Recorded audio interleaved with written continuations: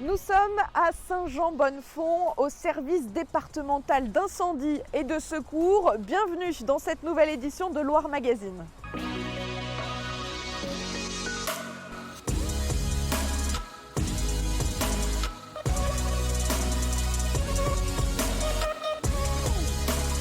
Bienvenue dans votre émission Loire Magazine, je suis ravie de vous retrouver. Ce mois-ci, les pompiers de la Loire sont à l'honneur. Le service départemental d'incendie et de secours, c'est 2800 hommes et femmes, 72 casernes gérées par le département de la Loire. Nous recevons dans cette émission Georges Digler, le président du conseil départemental, et Alain Mallier, le directeur départemental du SDIS, le patron des pompiers de la Loire. Vous verrez un reportage exceptionnel réalisé au cœur du Grimpe, le groupement de reconnaissance et d'intervention en milieu périlleux. Ces pompiers qui vous portent secours dans les endroits les plus risqués du département. Et puis on s'est intéressé également à la société des pépinières sylvicoles du Haut-Forêt. Votre sapin de Noël vient peut-être de Saint-Bonnet-le-Château.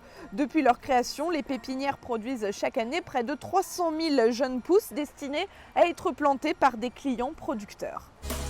Le directeur départemental du SDIS est à mes côtés. Bonjour Alain Mallier. Bonjour. Alors l'actu, c'est bien sûr le Covid-19. Comment les pompiers de la Loire sont-ils présents? Comment est-ce qu'ils gèrent cette crise? Alors après, voilà, tout le monde est d'abord citoyen, donc est très vigilant sur sa propre santé, sur sa famille, ses proches. Donc ça, c'est la première recommandation. Après, sur un plan plus interne au fonctionnement du service, on est très vigilant sur les effectifs, donc que les effectifs, bien sûr, soient maintenus. Donc ça aussi, c'est un souci constant. Et puis sur un plan plus opérationnel, voilà, on s'adapte un peu au contexte, mais c'est un petit peu la qualité du monde sapeur-pompier de pouvoir s'adapter dans toutes les circonstances. Donc c'est un contexte un petit peu nouveau. On a des protocoles, on a une doctrine d'intervention qui est un petit peu nouvelle et sur laquelle, effectivement, nous sommes très vigilants. Avant de poursuivre avec vous, Alain Mallier, on va tout de suite partir avec le Grimpe, ce groupe de reconnaissance et d'intervention en milieu périlleux. C'est des unités de sapeurs-pompiers qui sont spécialisées dans le sauvetage dans des milieux plutôt dangereux, risqués du département. Rencontre avec cette unité d'élite, c'était à Saint-Victor-sur-Loire. Le reportage, je vous le précise, a été tourné avant la mise en place de l'alerte maximale. Quand on s'équipe au Grimpe, ça ne rigole pas. Harnais, cordes, casque, civière et direction le centre de la forêt.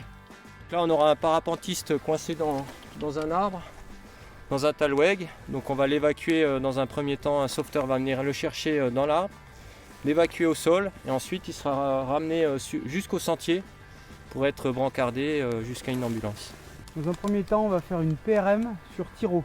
Un exercice parfaitement dans les cordes du Grimpe.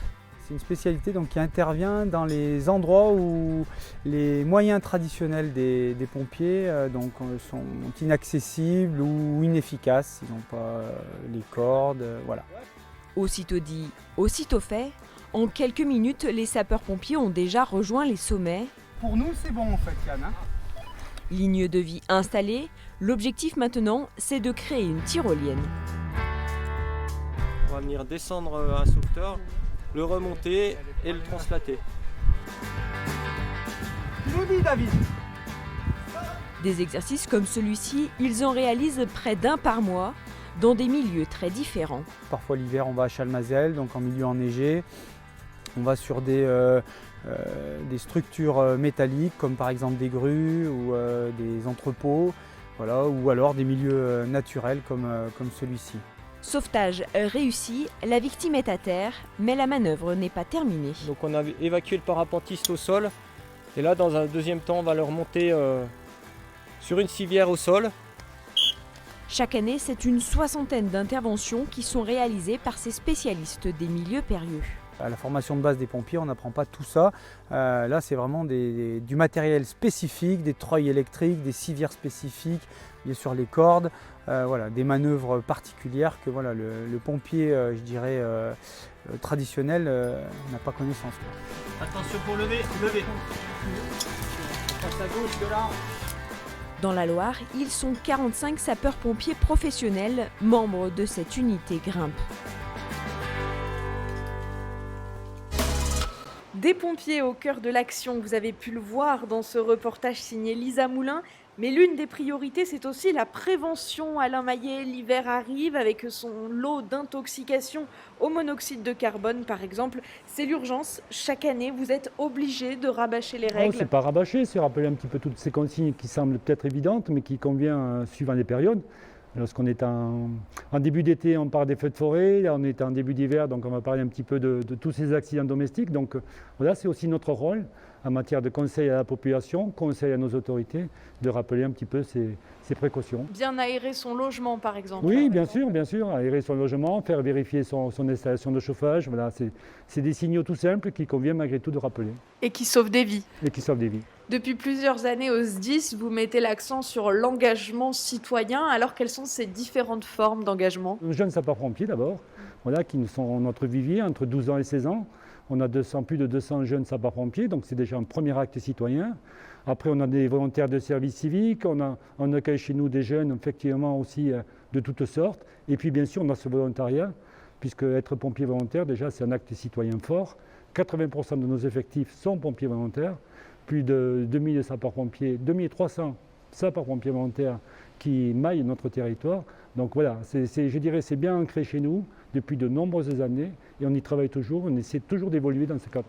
Vous recrutez encore, si on peut faire passer le message aux Ligériens, voilà. Oui, bien sûr, c'est un recrutement permanent. Nos effectifs sont aujourd'hui stabilisés. On n'a pas de véritable difficulté en matière de volontariat, mais malgré tout, on est très vigilant sur le maintien des effectifs aussi. Très bien, merci beaucoup Alain Maillet. On va laisser place à notre deuxième invité. Merci. Merci à vous. Je suis avec Georges Ziegler, le président du conseil départemental. Bonjour, vous gérez l'administration et les finances du SDIS 42. Les pompiers, ça représente quoi pour le département de la Loire ? S'ils n'existaient pas, il faudrait les inventer. Parce que c'est l'illustration de certains principes républicains qui sont bien sûr liberté, égalité, fraternité, mais aussi solidarité. Et je crois que les sapeurs-pompiers, et en particulier le SDIS 42, eh bien on est un très très bel exemple. Alors pour le département, eh bien c'est dans les gènes du département, c'est de porter secours, l'assistance, la solidarité envers les populations qui sont dans le besoin. Alors là, ça peut être des populations qui sont dans un besoin très ponctuel, suite à un accident, suite à un incendie, suite à un événement qui se produit dans notre société. Et on sait qu'on peut compter sur les pompiers parce que jour et nuit, 365 jours sur 365, ils répondent présents.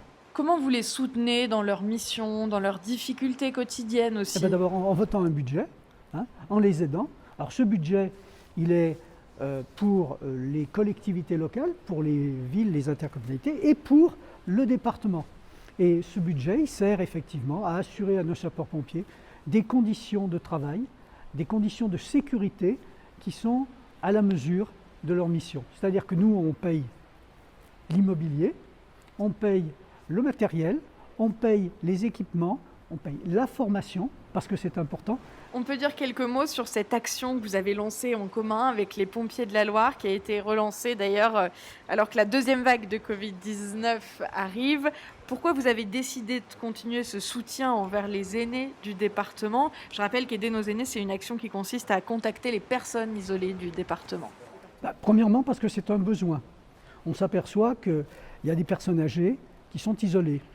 Il y a des personnes âgées qui sont aussi dans une espèce de dénuement au niveau du lien social.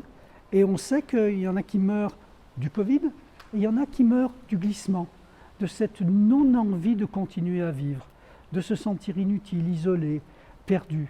Et ils se laissent glisser et ils ne se défendent plus. Et ce qui les attend généralement, c'est la mort. Donc pour résister face à tout ça, pour montrer notre solidarité, eh bien on a lancé cette opération. Alors c'est une opération très simple, c'est des agents du département qui téléphonent à des personnes âgées pour leur dire « Coucou, on est là, vous n'êtes pas tout seul, on vous écoute, on discute un peu avec vous ». Et cette belle action, elle a été reprise par les sapeurs-pompiers, mais aussi par des gendarmes. Et je pense que tout le monde peut venir apporter sa pierre à ce grand édifice de la solidarité. Très bien, merci beaucoup merci. Georges Ziegler. Bonne journée. Dans quelques semaines, vous allez être nombreux à acheter votre sapin de Noël. Alors pourquoi ne pas l'acheter chez nous, dans la Loire ? La pépinière sylvicole du Haut-Forêt cultive depuis plus de 20 ans des arbres de Noël Pierre Leca, le gérant, imagine même devenir le premier producteur ligérien en agriculture biologique. Rencontre sur les hauteurs de Saint-Bonnet-le-Château avec ce jeune passionné, roi du Haut-Forêt. Voici un jeune plant de sapin de Normanne donc, que l'on a arraché en pépinière, qui a actuellement 4 ans. Et donc ces plants-là, ce sont ces types de plants-là que l'on plante sur nos parcelles en pépinière pour faire des sapins finis. Et c'est ce qu'on va aller voir tout de suite. Grands, petits, touffus, bleus, en boule, les sapins de Noël, il en existe pour tous les goûts. Chaque sapin est unique. Là, à côté de moi, nous avons un Abies lasiocarpa, un sapin subalpin. Il a la caractéristique d'être bleuté. Et il a une forme assez particulière, donc c'est pour ça que le moment où les gens viennent sélectionner les arbres sur les parcelles, ils peuvent vraiment avoir le sapin de leur rêve. Et par exemple, s'ils désirent un sapin à 2 têtes, ce qui est très rare dans le commerce, là, ici, ils pourront peut-être sélectionner un sapin à 2 têtes. Avant d'accueillir boules et guirlandes, le sapin passe entre 4 et 10 ans de sa vie ici, dorloté par Pierre et ses salariés, dans un souci d'écologie en favorisant le circuit court. Quand il va être coupé, ce sapin, on va directement en replanter un derrière. C'est-à-dire qu'on ne prélève pas les sapins de Noël dans les forêts comme beaucoup de gens le croient. On cultive ça spécialement pour la production de sapins de Noël. Pierre Leca ne cultive pas que des sapins de Noël, il est aussi le plus gros producteur en Auvergne-Rhône-Alpes de plants forestiers destinés à la reforestation. Et quand on parle écologie, cet amoureux de la nature ne s'arrête pas là. On se destine vers une production assez locale et d'autant plus que je suis en train de mettre en place une certification pour placer mes sapins en agriculture biologique. Parce que je pense qu'il est primordial à l'heure actuelle, quand on introduit un sapin de Noël dans son foyer, qu'il soit indemne de tout produit phytosanitaire, et de nos jours, ça devient vraiment important. Cette année, pas de doute, on connaît le roi du Haut-Forêt. Dans le département de la Loire, il se passe plein de choses. L'actualité est très riche. Je vous propose de retrouver l'actu en bref en moins d'1 minute. L'hiver approche et 300 agents du département sont prêts à entretenir les 3350 km de route. Le territoire compte 23 centres d'exploitation, dont celui de Viollet, le petit dernier construit cette année. Le dispositif hivernal fonctionne 24 heures sur 24 pendant 5 mois. Pour les amoureux du ski, sachez que la station Chalmazel ouvre ses portes le 19 décembre jusqu'au 14 mars. Ces dates dépendent bien sûr des conditions d'enneigement.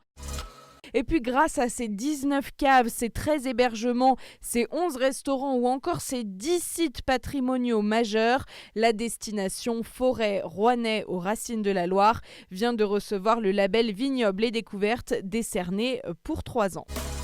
Merci de nous avoir suivis pour cette nouvelle édition de Loire Magazine. Retrouvez dès à présent la version papier dans vos boîtes aux lettres. Merci de votre fidélité et à bientôt.